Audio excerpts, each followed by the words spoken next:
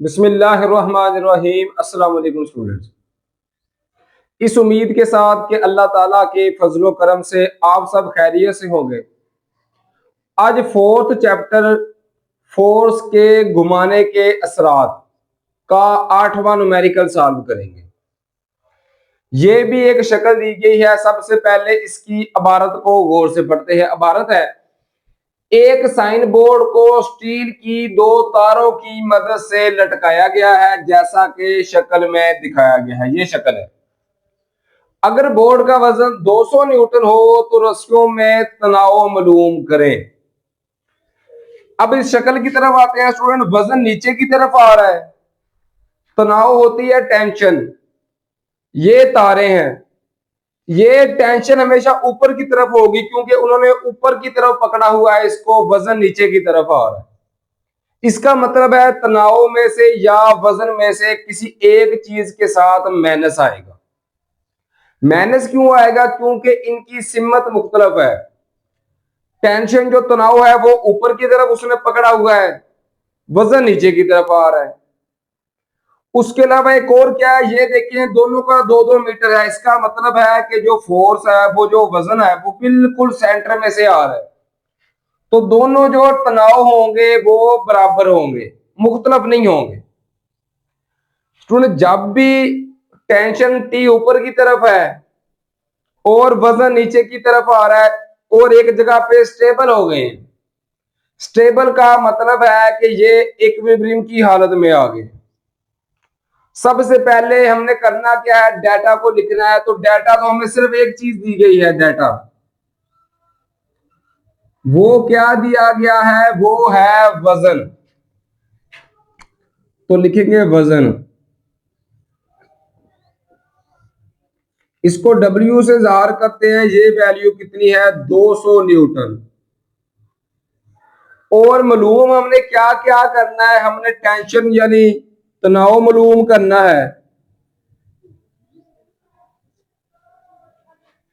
तनाव का मतलब है चूंकि ये दोनों का फासला बराबर है तो तनाव भी बराबर होगा। इसका मतलब है कि T1 की वैल्यू बराबर होगी T2 की वैल्यू बराबर होगी। तो इन दोनों को हम T के बराबर लिख सकते हैं क्योंकि T1 भी बराबर है, T2 भी बराबर है, तो T के बराबर लिख लेंगे। और स्टूडेंट, ये चीज हमने मालूम करनी है। अब आते हैं इक्विलिब्रियम की तरफ।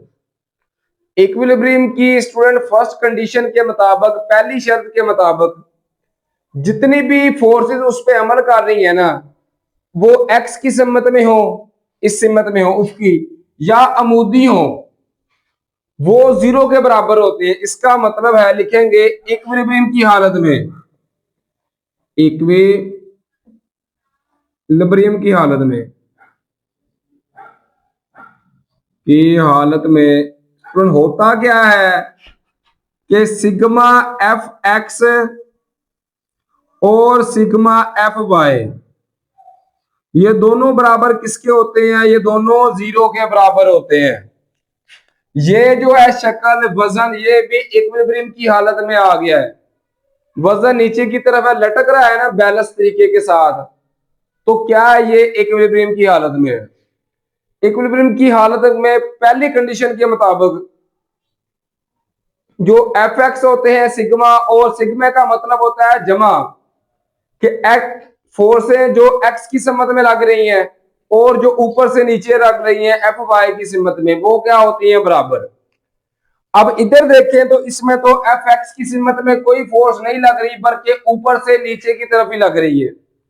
टी जो है ये ऊपर की तरफ लग रहे हैं, वजन नीचे की तरफ। इसको कहते हैं वाई एक्सिस की सिमत में। तो इसका मतलब है हमने कौन सा इस्तेमाल करना है? सिर्फ सिग्मा एफ वाई वाला। ये जीरो के बराबर है। इसको जीरो के बराबर रख के हमने हल करना है। एक्स की सिमत में कोई फोर्स अमल नहीं कर रही, इसलिए सिर्फ वाई की सिमत को ही लेके हल करेंगे। अब सिग्मे का मतलब है जमा करना। अब देखेंगे कौन कौन सी फोर्सेस हैं, कौन कौन सी चीजें हैं जो वाई की सिमत में लग रही हैं, ऊपर से नीचे या नीचे से ऊपर। अगर तनाव की बात करें तो दोनों तनाव ऊपर की तरफ लग रहे हैं। तो इसका मतलब है T1 जमा T2, ये दो लग रहे हैं ऊपर की तरफ। वजन जो है वो कहां पे लग रहा है, नीचे की तरफ। इन तीनों के अलावा कोई और फोर्स अमल नहीं कर रही, लेकिन तनाव ऊपर की तरफ है T1 और T2, वजन नीचे की तरफ है। इसका मतलब है कि वजन के साथ हम माइनस लगाएंगे, माइनस वजन बराबर आएगा 0। अब T1 भी किसके बराबर लिखा है, T के, क्योंकि बराबर है ना T1 और T2, तो T1 भी T के बराबर जमा T2 भी T के बराबर बराबर है। अब माइनस W है ना, ये उस साइड पे जाके जमा हो जाएगा, तो जमा W आ गया। T जमा T, ये आ गया 2T बराबर है W है वजन, ये कितना है, ये देखिए ये था दिया गया 200 न्यूटन। अब 2T के साथ जरब हो रहा है, 2 जब दूसरी साइड पे जाएगा तो ये जाकर तकसीम हो जाएगा। तो यहां से T की वैल्यू आ सकती है स्टूडेंट 200 तकसीम 2। तो यहां से T की वैल्यू देखें, 200 तकसीम करेंगे 2, तो इसका आंसर आएगा 100। और तनाव का यूनिट होता है न्यूटन, तो साथ लिख देंगे N। इस तरह ये हमारे पास न्यूमेरिकल नंबर 8 हल हो गया। उम्मीद है इस न्यूमेरिकल की आपको बआसानी समझ आ गई होगी। इसको अब जल्दी से रिपीट करने की कोशिश करते हैं। अब देखें, सबसे पहले डाटा लिखना है, जो चीज दी गई है, एक ही चीज दी गई है, वो है बोर्ड का वजन, वो दिया गया था। अब उसने कहा है कि रस्सियों में तनाव मालूम करें, यानी टेंशन T मालूम करना है। ये रस्सी और ये रस्सी, दोनों रस्सियां भी बराबर हैं, दोनों का फासला भी बराबर है। इसका मतलब है कि दोनों में तनाव भी बराबर होगा। T1 की वैल्यू T2 की वैल्यू दोनों बराबर है, तो दोनों को हम T के बराबर लिख लिया।